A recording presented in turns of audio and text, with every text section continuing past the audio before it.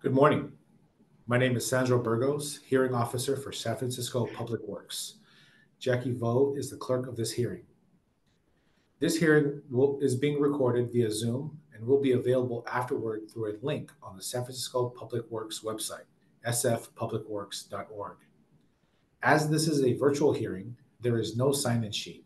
So if you would like to receive information about the results of this hearing, please send an email to the email address listed on the hearing notice.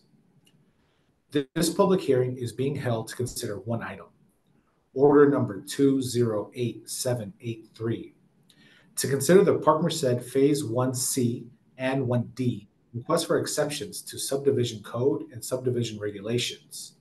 Subdivider of the Park Merced Phase 1C and Phase 1D submitted a request for exceptions to the subdivision code and subdivision regulations. The exception requests cover but were not limited to changes in the materials, pipe size, and velocities for the utilities, clearances for utility connections, public works standards and code for street speeds, vertical curves, and street curb, deferral of electrical vault exception request, and infrastructure improvements. My job as the hearing officer is to gather the facts for the hearing item, listen to your testimonies, and help our Director of Public Works make determinations. I will not be making any decisions today. Instead, I will forward the findings from this hearing and make my recommendations to the Director. The Director will make the final determinations. When the Director's determinations are made, the Department will notify you of them if you have provided contact information. The hearing will proceed as follows for the one case. I will ask Public Works staff to speak first and present the case. Then I will allow the property owner or appellant or applicant to speak. Then any member of the public or witness who wants to speak, followed by the department if the department would like to address any comments, and finally, the property owner or appellant or applicant again if the person has any rebuttals. Each speaker will have up to 3 minutes to speak. The clerk will monitor the time for all the speakers and will indicate when the speaker has 30 seconds left. If you are a party to this proceeding, I will call on you to speak. If you would like to use visual materials in your presentation, please let me know before you speak. You will then have the standard 3 minutes to provide your comments. If you are a member of the public or witness who wants to speak, wait for me to call for public comments. Then use Zoom's raise your hand feature if you're on a computer to put yourself in the queue to speak. If you're dialing in on your phone, dial *9 to indicate you're raising your hand. When it is your turn to speak, I will recognize you. If on your phone and you are muted, press *6 to unmute yourself. If you would like to use visual materials in your presentation, please let me know before you speak. You will then have the standard 3 minutes to provide your comments. Comments and questions should be addressed to me and not to the department or the applicant. If you cannot finish your comments within the allotted time, you may submit written testimony to me by the end of this hearing. If I feel that a question is warranted, I will ask the question. After all comments are completed, I will close the item. We will now begin the hearing. At this time, we will open the hearing to public comments. Members of the public may make comments on matters that are within the department's jurisdiction, but not on today's agenda.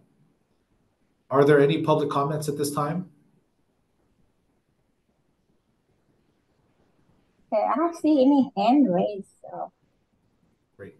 Since there are no public comments, I will close this item. This item is now closed.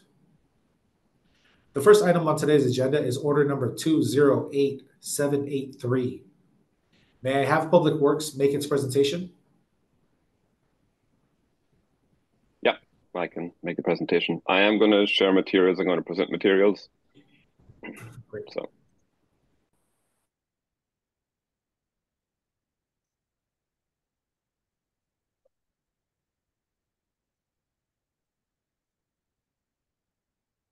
Okay. My name is Cathal Hennessy. I am a project manager with the San Francisco Public Works Infrastructure Task Force Group. I'm here today to present on the Park Merced's request for exceptions in relation to their development project phases 1C and 1D. So the summary of the exemptions are listed here. On the table, there is a total of 8. There has been some refinement from when the notification was initially, when the public notice address was issued. This is based on further refinement by Public Works, so the number of exemptions has decreased to a total number of 8. Firstly, the Parc Merced project itself, again shown on screen, is the overall area of Parc Merced. The development in focus is here in yellow. This is the phase 1C development area. And in blue, in the bottom right corner, is the phase 1D development area. These are the areas that the developer is looking to undertake the work in the future. The first request for the exemption is, as part of the project, they are looking to widen Lake Merced Boulevard to install a right turn only lane. They are also planning to construct a multi-use path along with sidewalk and a bike path. With these improvements, it has been envisioned that from the tentative map stage, that the areas shown in pink will be on the developer's property. They have, while this was envisioned at the tentative map stage, it wasn't envisioned at the earlier development agreement stage. And as part of their loan agreements with their lenders, they can only offer land as fee title in the areas that were originally contemplated in the development agreement. And as such, they are open to providing an easement in the areas, again highlighted in pink, and have committed that if they ever go back to refinance, they will look to offer this land back in fee title, which is part of the subdivision code. With that, Public Works and City Attorney's Office have been in discussions with the developer, and we have no objections to this proposal. That's exemption number 1. Exemption number 2 comes from the tentative map stage, where it's a SFPUC condition of approval number 2. In the tentative map stage, they also showed a separated storm drain system and a sewer system. Again, as they worked as part of the condition, the developer was to submit a sewer alternatives sewer report, and the developer has completed that work. That the report has been submitted. It is still under review by the PUC. They are close to finalizing the report and their review of it. But as part of the change that has moved from the tentative map stage to the final map stage, they are no longer pursuing a separated system, and they are now pursuing a combined sewer system. PUC, in consultation with PUC, they are, again, while they review this, there will be a condition that goes with this, that this will be subject. This exemption will be okay as long as they finalize the review and approval of the SAS report. Exemption number 3, against this relates to the tentative map condition of approval. This was a Bureau Street Use and Mapping condition. As shown on the drawing here on the right-hand side, it is proposed in their infrastructure plan development agreement that they would provide in the future building, they will provide 2 paseos, basically pedestrian passageways that goes from a private street onto Vidal. These buildings are still in design, so the exact location of where the paseos will be is still under design. As part of the COA, they were to provide a notice of special restriction, but because the project is in design, they don't know the exact locations of these paseos, so they've requested to deferral this NSR until a future stage. Again, Public Works and BSM have no objection to this proposal. Similarly, the third condition that related to the condition of approval was BSM condition of approval number 12, which discusses the use of single-use transformers. Electrical transformers should be incorporated into the building design. There is a potential waiver that is possible. if due to the design of the building, it is not possible to put all the electric equipment within the building, that they can seek a waiver for installing the underground vaults within the sidewalk itself. Similar to the item above, the buildings are still in design, so they still have not worked through exactly all their electrical requirements, along with if there is a need for this waiver request. Again, Public Works staff does not have any objections to deferring this request for a waiver until they have at least completed the design of the building. Then they know for sure whether they need it or not. Number 5, as part of the overall project design standards and guidelines to manage the stormwater for the site, they have proposed a series of bioretentions whereby the stormwater runoff will make its way into the bioretentions and percolate eventually down into the groundwater. These bioretentions are located adjacent to the right-of-way, and to secure the stability of the roadway, the developer is proposing to construct a reinforced concrete curb. As concrete curbs are not typically a public works standard, we are seeking the exception to allow the reinforced concrete curb to be installed. Again, Public Works staff has no objection to this proposal, but we will be asking the developer to provide a how to repair the curb, as this will become a city infrastructure, and Public Works operations will be conducting any future repairs as needed. Number 8, this is one of the slight changes from what I'd mentioned earlier.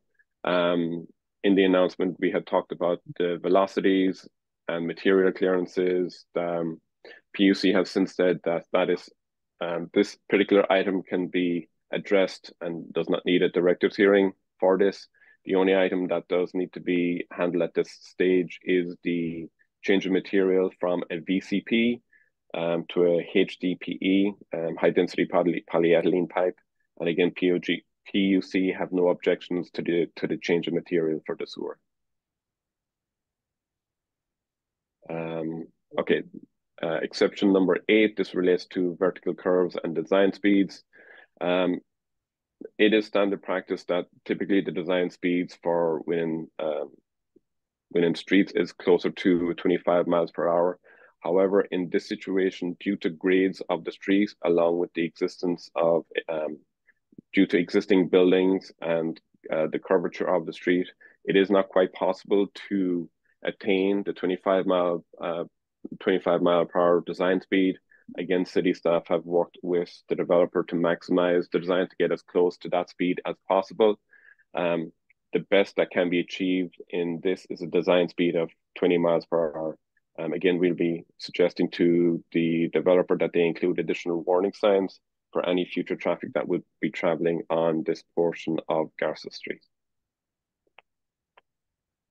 And finally, as part of the overall phase 1 that was approved by the planning department, it included the construction of a pedestrian path of travel, some landscaping, a bike path, and bioswales between the new Lake Merced intersection and Garces Street. East of or southeast of Garces Street, there is existing buildings that will be part of a future redevelopment, and as such, the developers asked that they defer the installation of this infrastructure work until a future phase, until such point as they could build all that infrastructure at one time rather than in a piecemeal. Again, Public Works staff has no objections to this proposal. The developer has agreed to install a sidewalk in this area from the new Lake Merced intersection to Garces Street, so there will be a pedestrian path of travel. In the interim, until they're ready to move forward with the larger work, they will be grading and hydroseeding this landscape area along with the sidewalk, and that area should be maintained by the developer until such time as the full infrastructure has been constructed and accepted by the board. And with that is all of the exemptions. Open to hearing questions from either the public or from the hearing officer.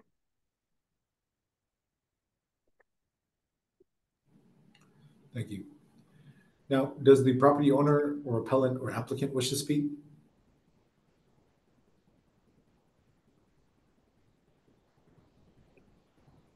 I don't believe they're online. Any member of the public wish to, or Nobody, witness to speak? no hand raised. Are there any members of the public or witnesses that would like to speak? No hand raised.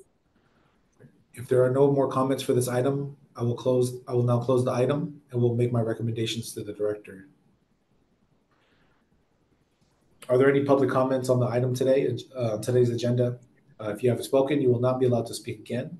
This is for those who might have come in late or who did not have a chance to speak. Hearing Don't see none. any hand raised. No. Great. Since there are no more public comments, I am closing this hearing. This hearing is now closed.